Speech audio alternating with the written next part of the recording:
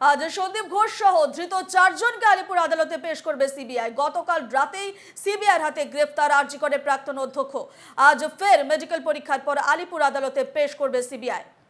আপনাদের আরো একবার জানিয়ে রাখি, আজ সন্দীপ ঘোষ সহ ধৃত চারজনকে আলিপুর আদালতে পেশ করবে সিবিআই। গতকাল রাতেই সিবিআইর হাতে গ্রেফতার আরজি করে প্রাক্তন অধ্যক্ষ। আজ ফের মেডিকেল পরীক্ষার পর আলিপুর আদালতে পেশ করবে সিবিআই।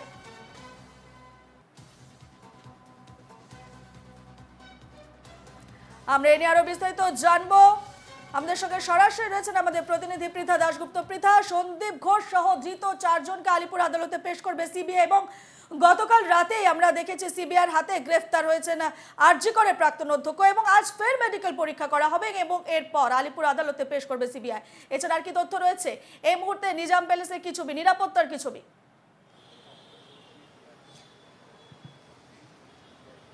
আর্থিক দুর্নীতির যে অভিযোগ, সেই অভিযোগের ভিত্তিতেই গ্রেফতার হয়েছে সদ্য প্রাক্তন অধ্যক্ষ সন্দীপ ঘোষ। এবং শুধু সন্দীপ ঘোষ নয়, সন্দীপ ঘোষ সহ আরও তিনজনকে, অর্থাৎ দুজন ভেন্ডার এবং একজন হচ্ছেন সন্দীপ ঘোষের নিরাপত্তা রক্ষী, তাদেরকেও কিন্তু গ্রেফতার করেছেন সিবিআই এর তদন্তকারী আধিকারিকরা। একাধিক অভিযোগ, এবং এই অভিযোগ 2021-এ প্রথমে একদম স্টেট গভর্নমেন্টের যে ভিজিলেন্স কমিটি রয়েছে সেখানে জানিয়েছিলেন আক্তার আলী, অর্থাৎ প্রাক্তন ডেপুটি সুপার।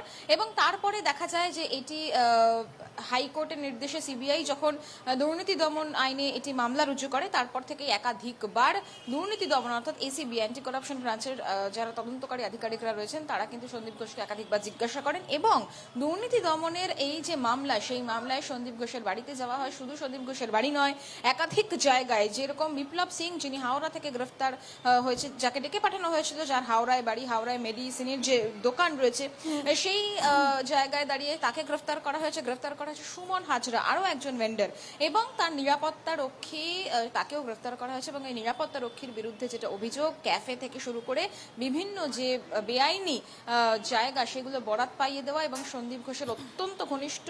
সিবিআই সূত্রে এটাও জানা গিয়েছিল যে এই নিরাপত্তা রক্ষী তিনি 40 লক্ষ টাকার গাড়ি নিয়ে আরজি করে আসতেন, ফলত তিনিও সন্দীপ ঘোষ ঘনিষ্ঠ শুধু নন, তিনি প্রভাবশালী, এমনটাও কিন্তু জানা গেছিল।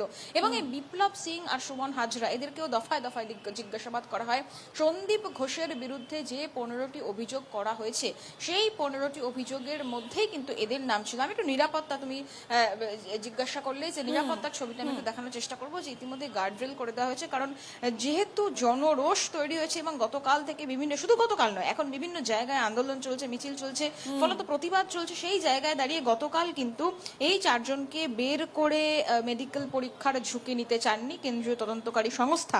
এবং সেই জন্য ঝুঁকি নিতে চাননি বলেন বিআর সিং থেকে হাসপাতাল চিকিৎসকরা তারা রাত্রিবেলা আসেন, এবং রাত্রিবেলা আসার পর কিন্তু তাদের যে মেডিকেল পরীক্ষা, সেই মেডিকেল পরীক্ষা করা হয়। শুধু তাই নয়, যেটা জানা গেছে যে আজকেও একটা মেডিকেল পরীক্ষা হওয়ার কথা কোর্টে পেশ করার আগে, আলিপুর জাজেস কোর্ট, সিবিআই এর যে স্পেশাল কোর্ট, সেখানে তাদেরকে পেশ করা হবে এবং নিজেদের হেফাজতে যাওয়া হবে। আফসার আলী খান, যে নিরাপত্তা রক্ষীর কথা তোমাকে বলছিলাম, যার বিরুদ্ধে ভুরি ভুরি অভিযোগ, তিনি শুধু ঘনিষ্ঠই নয় সন্দীপ ঘোষের, যেটা জানা যাচ্ছে তিনি যথেষ্ট প্রভাবশালী ছিলেন। এবং সেই যে ভাইরাল ভিডিও হয়েছিল, সেই ভাইরাল ভিডিওতে কিন্তু এই যে নিরাপত্তা রক্ষী আফসার আলী খান, তাকেও দেখা গিয়েছিল।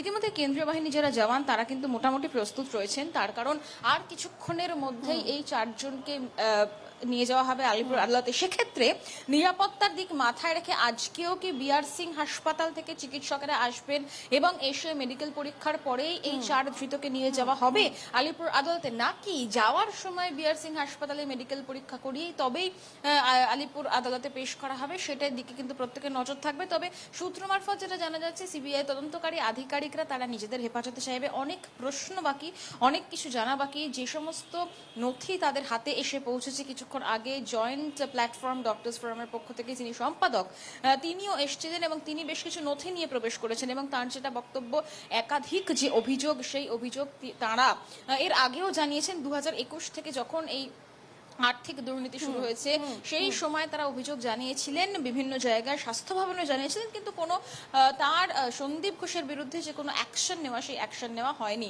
এবং সিবিআই এর পক্ষ থেকে তাদের কাছেও নথি চেয়ে পাঠানো হয়, কিছুক্ষণ আগে তারা ঢুকেছে। আমি আরও একবার ছোট্ট করে ছবি দেখাতে দেখাতে বলবো যে যে 15টি অভিযোগ ছিল তার মধ্যে অবশ্যই মূলত বেআইনিভাবে বিপজ্জনক বায়োমেডিকেল বর্জ্য বিক্রি, জিম এবং নিজের চেম্বারে সৌন্দর্যায়নের জন্য কোভিড ফান্ডের অপব্যবহার, টাকা বিনিময়ে বেআইনিভাবে চিকিৎসক অফিসারদের বদলি, অযোগ্যদের কাজের বরাত, সর্বোপরি কোটি কোটি সরকারি অর্থের অপচয়। এবং এই অভিযোগ তুলেই হাইকোর্টে কিন্তু প্রাক্তন ডেপুটি সুপার আক্তার আলী, তিনি প্রায় 15 রকমের অভিযোগ জানানো হয়েছিল। এবং এই অভিযোগের মধ্যে আমি আবারও বলি যে সরকারি অর্থের অপচয়, টেন্ডার না ডেকে সরকারি জায়গায় খাবারের দোকান, ক্যাফে, ক্যান্টিন, সুলভ শৌচালয়ের জন্য বরাদ্দ করা, ভেন্ডার বাছাইয়ের ক্ষেত্রে স্বজন পোষণ, অযোগ্যদের কোটি কোটি টাকার বরাত, ইচ্ছাকৃতভাবে আর্থিক নিয়ম এড়িয়ে যাওয়ার অভিযোগ, এই সমস্ত অভিযোগ করেন প্রাক্তন ডেপুটি সুপার আক্তার আলী। এবং সেই ভিত্তিতেই কিন্তু একাধিকবার তাকে জিজ্ঞাসাবাদ করা হয় সন্দীপ ঘোষকে। এবং জিজ্ঞাসাবাদের পরে একেবারে যেটা তুমি দেখা যেমনটা যায় যে জানিয়েছো যে প্রায়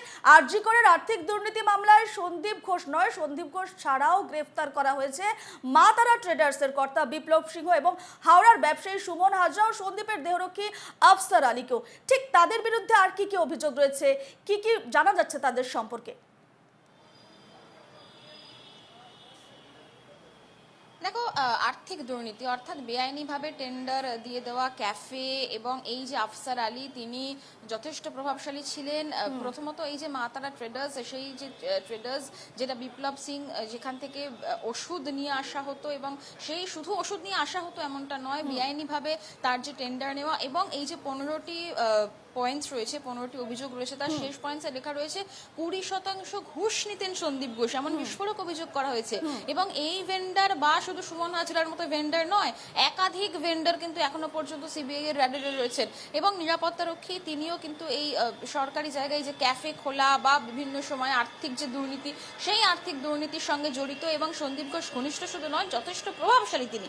ফলত 40 লক্ষ টাকার গাড়ি নিয়ে তিনি আরজি করে আসতেন, এমনটাও অভিযোগ উঠেছেন। ফলত একে একে সিবিআই এর যে অফিসার তারা ঢুকছেন, আমি সেই ছবি সরাসরি তোমাকে দেখাচ্ছি। নিজাম প্যালেসে ঢুকছেন, তার কারণ তুমি জানো গতকাল সারা রাত ধরে দফায় দফায় জিজ্ঞাসাবাদ করা হয়েছে এই 4 ব্যক্তিকে। এবং নিজেদের হেফাজতে পাওয়ার পরে এই 4 জনকে মুখোমুখি বসিয়ে জেরা করা হবে, প্রয়োজনে তাদেরকে বিভিন্ন জায়গায় নিয়ে গিয়ে তল্লাশি চালানো হবে। তার কারণ সিবিআই তদন্তকারী আধিকারিকরা এর আগে একাধিক জায়গায় গেছে, প্রশাসনিক বিল্ডিং এ গেছে, আরজি করে থেকে শুরু করে মর্গে গেছে, বিভিন্ন ডিপার্টমেন্টে গেছে, সেখান থেকে কম্পিউটার, সন্দীপ ঘোষের যে ফোন, সবকিছু বাজেয়াপ্ত করেছে। ফলত এই ঘটনাতে আর কারা কারা যুক্ত রয়েছে এই 4 জনকে জিজ্ঞাসাবাদ করে সেগুলোর সন্ধান করতে চাইবেন কেন্দ্রীয় তদন্তকারী সংস্থা। এবং তাই এই কারণেই তাদেরকে নিজেদের হেফাজতে নেওয়ার অত্যন্ত দরকার আছে। এবং সেই জন্যই আজকে তারা আলিপুর কোর্টে আবেদন জানাবে এই 4 ধৃতকে নিজেদের হেফাজতে নেওয়ার। আর কিছুক্ষণের মধ্যেই তাদেরকে আলিপুর আদালতে নিয়ে যাওয়া হবে। তবে মেডিকেল পরীক্ষা এখানেই হবে, অর্থাৎ বিআর সিং থেকে চিকিৎসক এসে মেডিকেল পরীক্ষা এখানেই করবে নিরাপত্তার সাথে, নাকি যাওয়ার সময় বিআর সিং থেকে তাদের মেডিকেল পরীক্ষা করিয়ে আলিপুর আদালতে পেশ করা হবে, সেদিকে সকলের নজর থাকবে। বেশ, সেদিকে আমাদের নজর থাকবে। পৃথা, আপডেটের দিকে নজর রাখো। আপাতত তোমাকে ধন্যবাদ জানাচ্ছি।